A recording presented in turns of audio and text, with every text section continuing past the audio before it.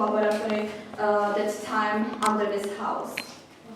The house was built or located, it had a great strategic position on the right side of the Vltava River, and also in front of this house in the 16th century ran an ancient trade road which was called the Grand Via, and the Grand Via was one of the most important trading routes. It started in Spain, in the Kingdom of Leon, and then it ran across Europe for thousands of miles through cities like Paris, Prague, Krakow or Kiev, and from there it led all the way to the Far East, to Beijing, China, where it was connected to the Silk Road. So this way, many different businessmen, traders and merchants came to Prague to sell their goods and also to share their knowledge. So this is why alchemists here had even some experience with Chinese alchemy, which would not be possible otherwise if there was not this road, which allowed new ideas to come to the city as well. The laboratory under this house was only discovered in 2002, so not a long time ago. In 2002, because of the floods, the street in front of the house was damaged by the groundwater and it collapsed.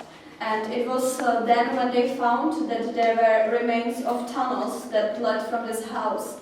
There were two tunnels that they found parts of. One of them originally led from this house to the Old Town Square, to the Town Hall, and the other tunnel originally ran under the Vltava River all the way to the Prague Castle.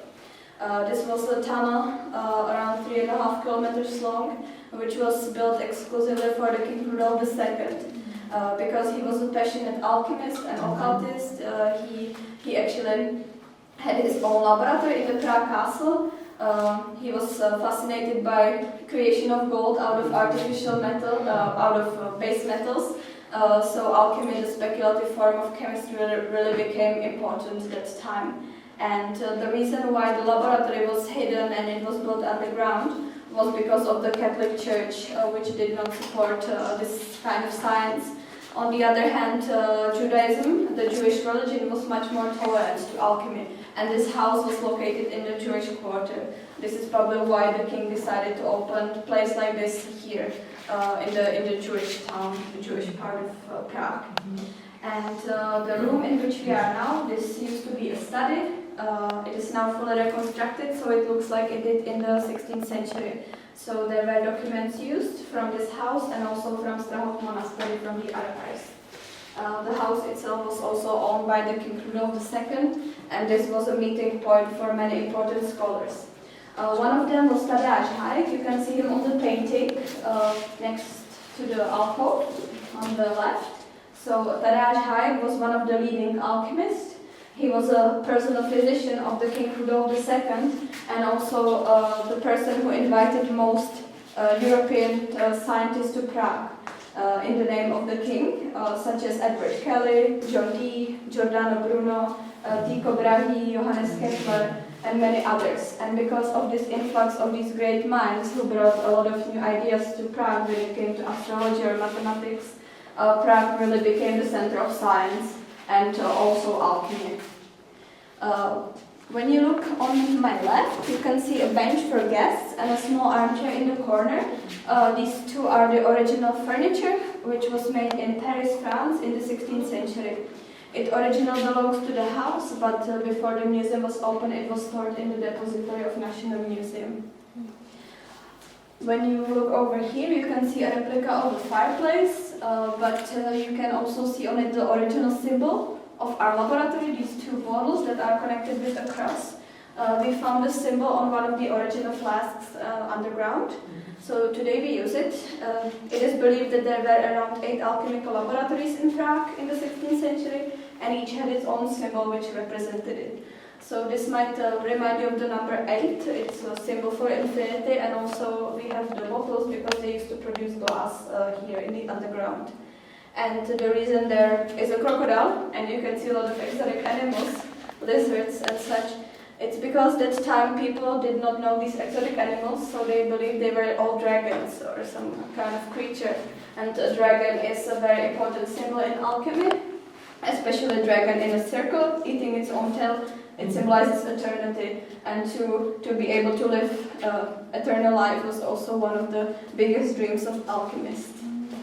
On my right, you can see furniture from Venice, from Italy, the Renaissance table with the chair.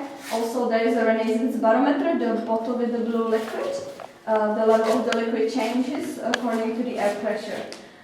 So before alchemists would, for example, produce elixirs or conduct experiments, they would make sure that many factors were correct for these experiments to work, such as constellation of the star, air pressure, temperature, and many of these factors which have to be correct. And the dominant feature of the room is the chandelier here. And you can see that on the chandelier there are 3 faces. And the faces might remind you of the devil or Satan, but they actually belong to Moses, the prophet from Bible. And Moses has horns because of the mistranslation of the Bible Vulgate in the 4th century by Saint Jerome, who translated it to Latin, and instead of the Hebrew word for the light coming out of Moses' head, or the halo, he translated it as horns. So it was a mistake in the translation, which caused people to believe this is what Moses looked like. The horns were supposed to symbolize his power. And the reason why there is Moses is because it was believed back then that Moses was one of the first alchemists, like the founder of the science of alchemy, according to legends. And the chandelier also had one important role. It was believed that it can serve as a focus for some kind of positive energy from the universe, which the alchemists believed can be generated by the symbols of 4 natural elements, the water, air, fire, and earth. So you might notice that there are these golden thorns in the middle of each symbol, which symbolizes the sun, the symbol for gold. You can also see it on the chandelier. So the energy was supposed to be channeled through the symbols and then through the chandelier, sum up and send it down below us. So they believe this kind of energy was concentrated in the underground, which helped to protect the house and its surroundings. And it is true that this house dates back to the 9th or 10th century, and it's still standing. It's one of the few original houses that was survived after the demolition of the Jewish Quarter. And last thing is this a library here, which is a replica. It has been made according to a drawing that was found in the underground. It has again pictures of Moses, and it was used to store important Latin documents, so every alchemist had to be fluent in Latin. Even the King Rudolf II was very educated in this kind of science. And the dragon, you can see here, in this case, he symbolizes guardian of the underground.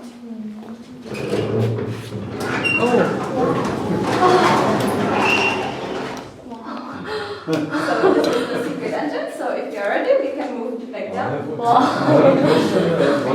were the objectives of this alchemist besides gold and infinite life? It was, they tried to prolong their lives in any way, so it was like medicine, elixirs, based on herbs, so they had a great knowledge of herbs. They were mainly transformation of metals, cheap metals like that. They were also, First step. yes. So this is the objective. Medicine. Unlimited life. And treatment of different illnesses. Yeah, For example, this is the same. This is yes. the same objective. To have infinite life. And I the suppose so. third, is there a third one? Yes. Anything else? Should we have light? Well? Look. What's in here? Yeah. The kitchen of the devil. Kitchen of the devil. Wow, yeah. Yeah, kitchen. Kitchen of the devil. Scary. It's cold. Of the hoop.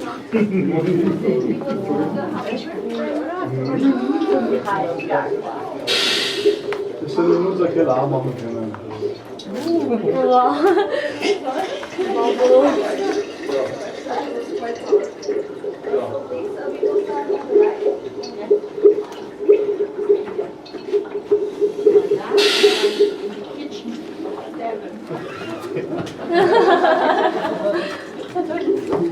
So some people even said it looks like a, I don't know, meth lab or something like that. This is actually the place discovered in 2002 after the floods. And it was found because of the tunnel which is behind these iron doors on the right side. So basically this is the longest preserved tunnel. It's around half a kilometer and it goes in the direction of the Old Town Square. It doesn't go all the way to the Old Town Hall anymore, but this is the first tunnel they found after the floods, after the street collapse.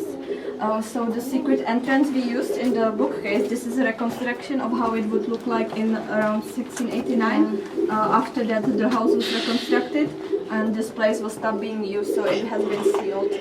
And in front of us, that's the first laboratory. It was a distillation laboratory.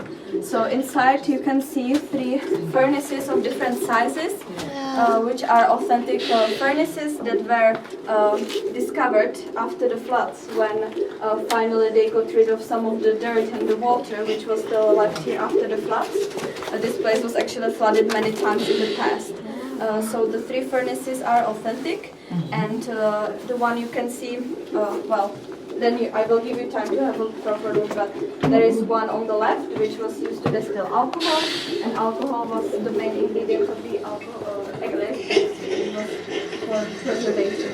And the other furnaces were used for distillation of elixirs, which were based on alcohol, herbs, opium, and some other substances.